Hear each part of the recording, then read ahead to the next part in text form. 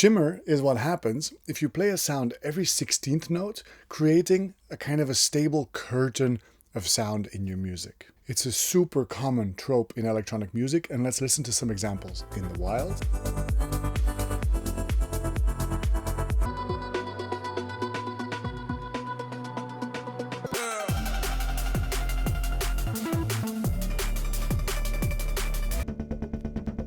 Even when you play percussion once every 16th note, it kind of creates shimmer.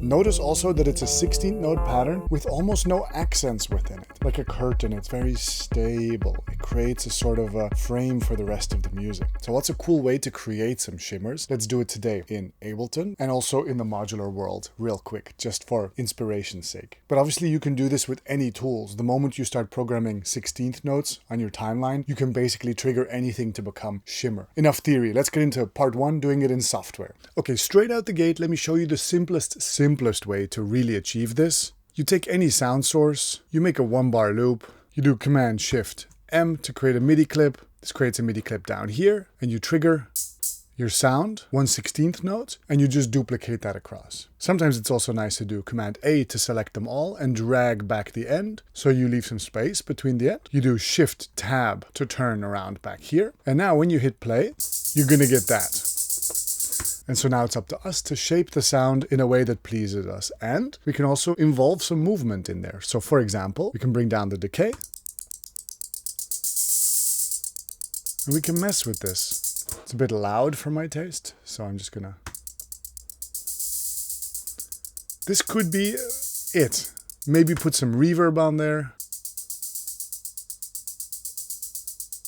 Maybe put a tiny bit of modulation on there with an LFO. Bring the depth down really low so that it only modulates a little bit. So it evolves a bit over time, so it's an element with some depth and aliveness to it. Very simple way of doing this. You can equally replace this percussion with a synthesizer.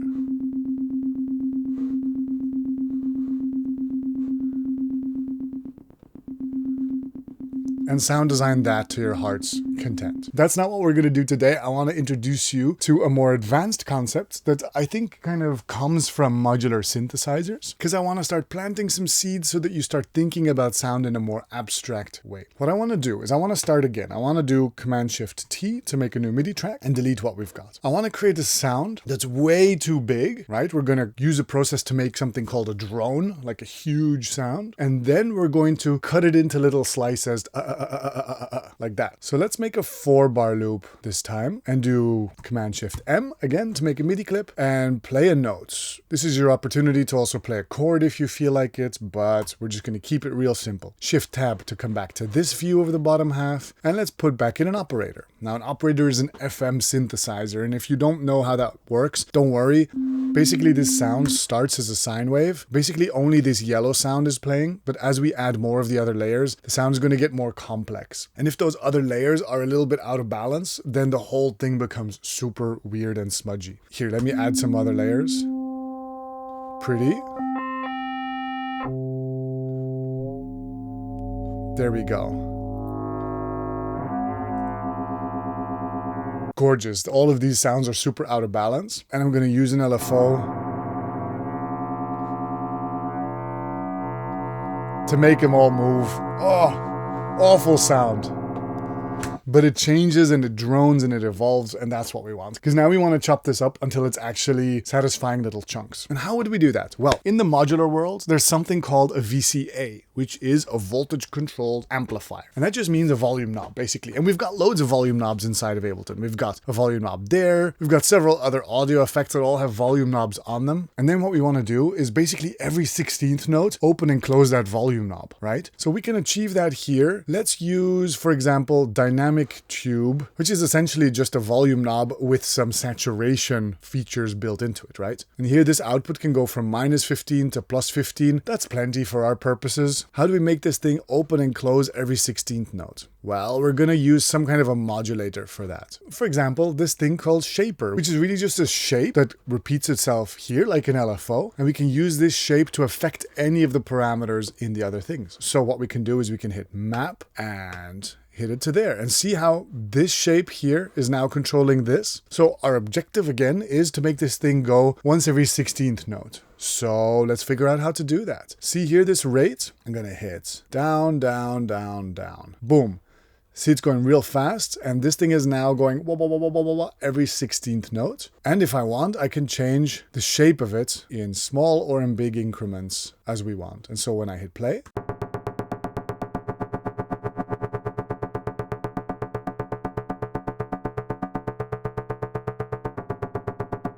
now we've created some wild shimmer.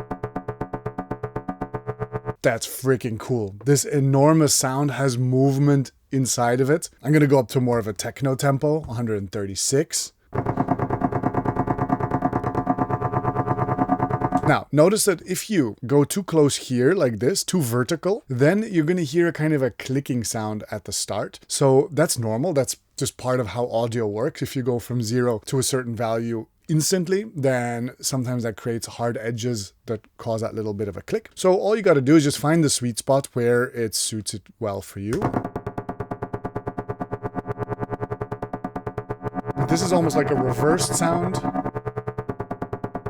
But this is so great, no? I really enjoy this. And you can have it as a big, heavy foreground element like we have it here, but also maybe it's interesting to turn it into more of an effect by using something like auto filter with bandpass, so we only take a few of its frequencies. Imagine we take just this elements near the top, and what if we modulate that as well with the LFO? See it moving? Oh, crazy, you could do this every 16th note too if you wanted to. Oh. With other rhythms, you create interesting polymeters. That's so cool. Let's do that. Let's bring it slightly out of phase so that left and right is slightly different. You see it here moving all over the place, right? And with all of this movement, let's put in some ping pong delay maybe. A little bit of reverb. Makes everything better. Isn't this just a beautiful shimmer element? It's moving all over the place. I wish I had a heavy techno beat ready to just hit play on it right now, but I don't have that just yet. And that's what happens when we start with a very sort of dissonant abstract sound. We could also start from something that's more pretty, like something like a chord. Let's see what that would sound like, because we've got everything set up here anyway. We just need to duplicate it with Command D. We're just going to replace this nasty dissonant sound with something a bit more friendly, like any fancy synthesizer with a preset where it can play some chords. I mean, this is instantly like kind of big room festival style, no?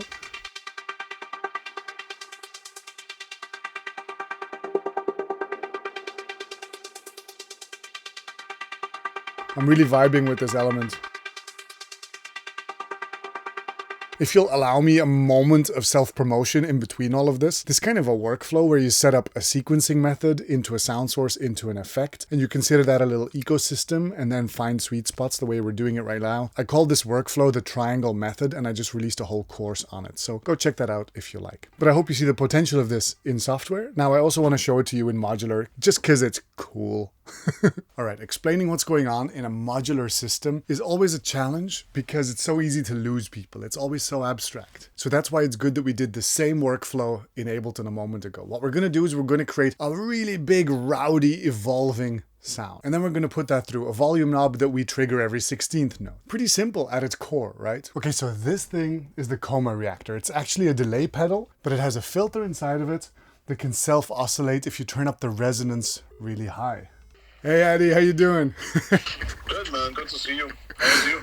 I'm very good, I'm very good. It's funny because I'm literally in the middle of filming a video right now, and I was trying to show people how to create this kind of beautiful drone, a noisy drone that evolves, and I wanted to use the coma reactor for that. And so I literally just thought it would be very funny to say, oh, how am I going to make a huge evolving grungy sound in Eurorack? Oh, wait a second, I have my friend here, Addy. So could you maybe just do me a favor and tell me, like, in a few sentences, what is the coma reactor and what's its purpose? And can you emphasize the filthy textures of it all? Yeah. what is the Coma Reactor? The Coma Reactor is a really dirty delay. The inspiration for the Coma Reactor came from these delay boxes that you used to get in the Indian electronics market. So they used to be copies of Boss. So they had Boss on them in very obviously fake letters. They would sell for like 10 euros each or something back in the day. I mean, now it's probably a little more. But yeah, they sounded really nasty. They sounded really grungy, and they could feedback really fast. It's common knowledge. It's based on the PT2399 chip. So it's a dirty digital delay. And one of the things that you can do with the Coma Reactor that makes it very interesting is that you can break out the send return paths and feed that into something else, maybe into another Coma Reactor. And in the Coma Reactor 2, what we did was we gave the users control over the bandpass filter. That's got a very nasty, really, really nasty, almost like a telephone type bandpass filter in the effect loop if the effect loop is not used. So if you don't patch it out, there is this filter in there, and you can get that filter to self-oscillate. In fact, in my head, I've been planning to do a video of the Coma Reactor as one module only. So without any other sound sources or effects, just using the oscillator on the Coma Reactor to create just nasty, grungy soundscapes. So I'm kind of happy that you beat me to it. Hell yeah. I hope I do it justice. That's exactly what I'm going to do. I'm going to use it no input, just with the filter self-oscillation fully open. It's a crazy sound. So you can do some weird stuff with it. Like if you don't use the filter, you can send the output into a VCA. So you put a VCA in the send return. It doesn't have the onboard feedback control, right? Sure. But if you patch it into any VCA, you can actually like get the repeats as you want them, basically. Yeah. So that's kind of what I would do. I mean, somebody told me that they really like using the Coma for techno drums. Oh, wow. Because you can get like these weird textures and syncopation in weird places. Yeah. And yeah, I mean, if you mess with the time knob or with the time CV, you can get a lot of like pitch shifty, pitch bendy stuff going as well. Hell yeah. So it's actually one of my favorite modules. I think from all the Animal Factory modules, it's the one I would use on its own just to create. I do this a lot in my own live sets, where I'm just using the Coma Reactor to just create noise washes before or after the set. Amazing. Yeah, I've been finding using it like just a really filthy oscillator in a way, with a lot of expression control in it and a lot of nuance to it. Yeah, thank you for this, man. It's amazing. Hey, my pleasure. I don't know if you would like it or not. I love it. I love it. All right, talk later, man. This thing is the Coma Reactor. So as I move this around, we get these absolutely gnarly tones, right? So what if we want to cut away from that? Oh, man, already it's such a good sound though. Just add some delay and some reverb maybe. Cool, but a screaming drone is not what we're here for today. We're here for Shimmer. And Shimmer just means we need an amplifier or VCA and to open that volume control every 16th note. It's pretty simple all in all. For a volume control, I'm going to use the volume control on this filter. It's called the 3-Tom MS22. It's a Belgian manufacturer, and his filters have a volume control, which you can also open and close with a control voltage. So I just need a control voltage to come into this thing every 16th note. And to do just that, I've got a beautiful little module down here, which is called the Triple Steeple by Shakmat, another Belgian manufacturer. So this little module here is taking every 16th note and is creating a little envelope so I can make it really short and snappy or a little bit longer. And it's sending that to the filter, and every time it's opening up the volume on that filter. I can also make it more reversed, so I can play with its expression. And so if I go back to the Coma Reactor, we've created Shimmer. On that filter that we were talking about, I can also choose to only take a portion of the sound.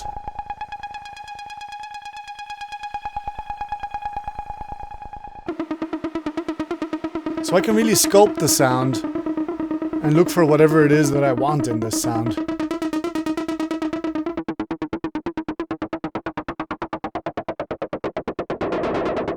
With my other hand, I can keep manipulating the envelope, adding it back in some reverb, a little bit of delay. Hell, let's add in some drums now.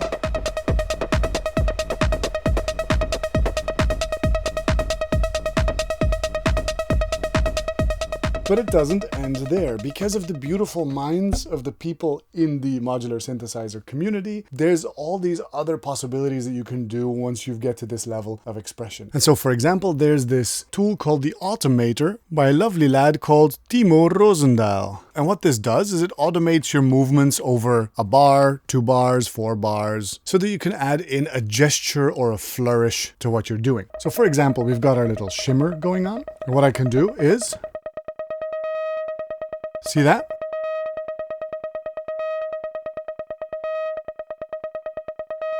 So now it does it by itself. Every time you see that green light go up, the envelope becomes longer. So that keeps the loop interesting for much longer.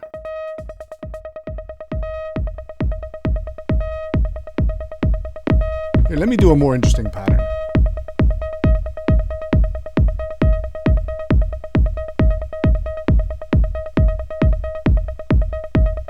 Hell yeah!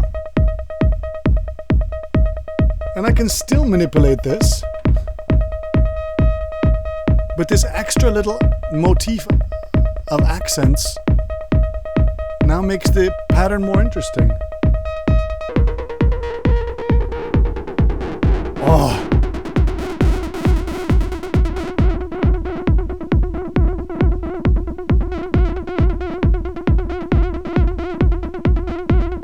By the way, since we're here, there's something else that this Automator can do. It's actually inspired by a company called Beat Surfing, my friends here in Brussels. They have something called the beat fader. What that does is, well, let me show you. Whenever I move the fader up, this thing sends out a trigger. Whenever I move the fader down, this thing sends out a trigger. These are 2 different drum sounds.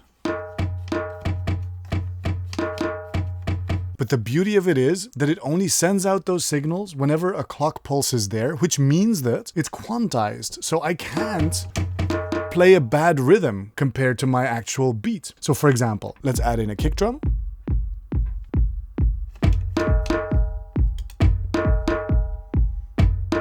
See that? And if I change my mind,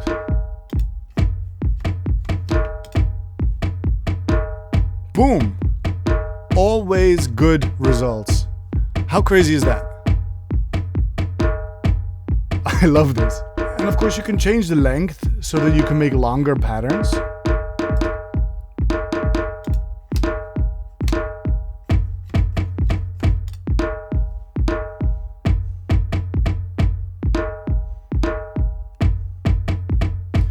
So this is one drum sound, this is another drum sound.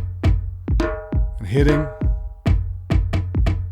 Honestly, it's so cool to see this beat fader concept by the Beat Surfing guys done such beautiful justice in Eurorack space. And shout out to Pascal, the original creator of the beat fader. But anyway, Shimmer. And by the way, I just made that word up. I'm not aware of anyone else calling this Shimmer. And the word Shimmer is sometimes also used in a different context when it comes to reverb tails that are pitched up an octave. That's sometimes called Shimmer reverb, but that has nothing to do with what we're doing today. So as you can see, Shimmer can be as extreme or as subtle as you like it to be, but I hope this tool helps you out no matter what tools you have, software or digital. If you like the way I teach, maybe go check out one of my courses, like the video, subscribe, say something nice to me in the comments, and until next time, stay producing, be good to each other, and take care. Bye-bye.